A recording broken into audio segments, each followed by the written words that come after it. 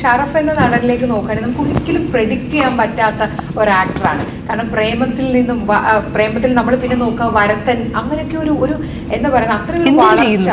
അതെ അതെ അതെ അല്ലല്ല ആ ഒരു ട്രാവലിനെ എങ്ങനെ നോക്കി കാണുന്നു ഷറഫ്? സന്തോഷത്തോടെ നോക്കി കാണുന്നു. ഓ ദൈവമേ, ഞാൻ ഭയങ്കര കാര്യമായിട്ടൊക്കെ.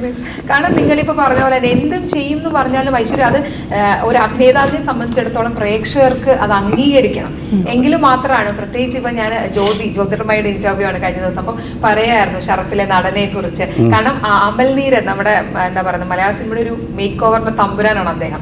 അപ്പൊ അദ്ദേഹത്തിന്റെ ഈ മണിരത്നം സാറിന്റെ കാര്യം പറഞ്ഞ വീണ്ടും അമലേട്ടന്റെ കൂടെ പോകേണ്ടില്ല. എങ്ങനെയാണ് സ്വന്തമായിട്ട് വളർച്ചയെ നോക്കിക്കാണാൻ സ്വന്തം വളർച്ച? ആക്ച്വലി അതിൽ സന്തോഷിക്കുന്നുണ്ട്. അങ്ങനെ എന്തെങ്കിലും പോയിന്റിലേക്ക് എത്തണം നമ്മൾ സന്തോഷിക്കാൻ എന്നുള്ളതാണ് എൻ്റെ റിയാലിറ്റി. അപ്പോൾ ഇങ്ങനെയൊക്കെ പറയുമ്പോഴാണ് അതിൻ്റെ ഒരു ഓക്കെ അപ്പോൾ ഇവരൊക്കെ സമ്മതിച്ചിട്ടുണ്ട് എവിടെയോ ഇത് നന്നായിട്ടുണ്ടെന്നുള്ള പരിപാടി. അപ്പോൾ അതിൽ ഭയങ്കര സന്തോഷമുണ്ട്. പിന്നെ അതിലിങ്ങനെ ട്രിപ്പ് ചെയ്ത് നിൽക്കുന്നില്ല എന്നുള്ളതാണ്. അതല്ല ഇനിയും മാറി മാറി ചെയ്യുക, കുറച്ചും കൂടി എങ്ങനെയാണ് എക്സൈറ്റ് ചെയ്യിക്കാൻ പറ്റുക എന്നൊക്കെ ഉള്ളതാണ് ആലോചിക്കുന്നത്. ആലുവയിൽ നിന്ന് ഒരു കൂട്ടം സുഹൃത്തുക്കൾ സിനിമയിലേക്ക് എത്തുന്നു. അപ്പം അതിൽ എനിക്ക് തോന്നുന്നു ഷറഫ് മാത്രമാണ് സിനിമ അല്ലാതെ മറ്റു കാര്യങ്ങളും കൂടെ ചെയ്തിരുന്നത്. ബാക്കി എല്ലാവരും സിനിമ തന്നെ. അപ്പം ഈ ഷറഫിന്റെ ഒരു കഥാപാത്രങ്ങളുടെ തെരഞ്ഞെടുപ്പിലൊക്കെ സുഹൃത്തുക്കളുമായിട്ട് ചർച്ച അങ്ങനെ ഉണ്ടാവാറുണ്ടോ? ഇല്ല, പൊതുവായിട്ട് ഞങ്ങൾ ആരും അങ്ങനെ ഒരു ചർച്ചയില്ല. ചെയ്യുന്ന കാര്യമൊക്കെ ഒന്ന് അറിയിക്കുന്നല്ലാതെ. പിന്നെ എനിക്ക് തോന്നുന്നു പ്രേമം കഴിഞ്ഞിട്ട് എനിക്കങ്ങനെ വലിയൊരു ഭയങ്കര പ്ലാൻ ഉണ്ടായിരുന്നില്ല.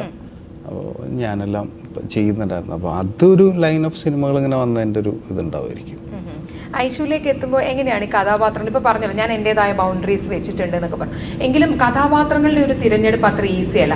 കാരണം കൊത്തയ്ക്കും ക്രിസ്റ്റഫറിനും ശേഷം വീണ്ടും വരുന്നൊരു ചിത്രമാണ് ഹലോ മമ്മി. അപ്പോൾ ഉറപ്പായിട്ടും അതിൽ എന്തെങ്കിലും ഉണ്ടാവും എന്ന് നമുക്ക് ഊഹിക്കാം. അപ്പോൾ എങ്ങനെയാണ് ഒരു കഥാപാത്രങ്ങളുടെ തിരഞ്ഞെടുപ്പ്? കഥയാണ് അടിസ്ഥാനം. എപ്പോഴും ഞാൻ പറയുന്ന കാര്യമാണ്. കഥാപാത്രത്തിന് ഞാൻ സത്യം പറഞ്ഞാൽ ബൗണ്ടറി വെച്ചിട്ടില്ല. അത് എന്ത് നല്ല കഥാപാത്രം വന്നാലും അതെങ്ങനത്തെ കഥാപാത്രമാണെങ്കിലും ഞാൻ ചെയ്യും.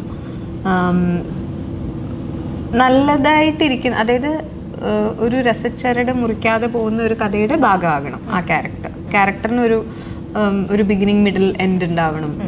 അവർക്കൊരു ഒരു ട്രാജക്ടറി ഉണ്ടാവണം സ്റ്റോറിയിൽ. ഇങ്ങനെയുള്ള കാര്യങ്ങൾ ഇമ്പോർട്ടൻ്റ് ആണ്. പിന്നെ ഒരു സ്ക്രീൻ പ്ലേ നന്നായാൽ തന്നെ 50% വർക്ക് ഡൺ ആണ്. ബാക്കി സെറ്റിലെ ഡയറക്ടറിൻ്റെ ബാക്കി ആക്ടേഴ്സിൻ്റെയും കഴിവാണെന്നാണ് ഞാൻ വിശ്വസിക്കുന്നത്.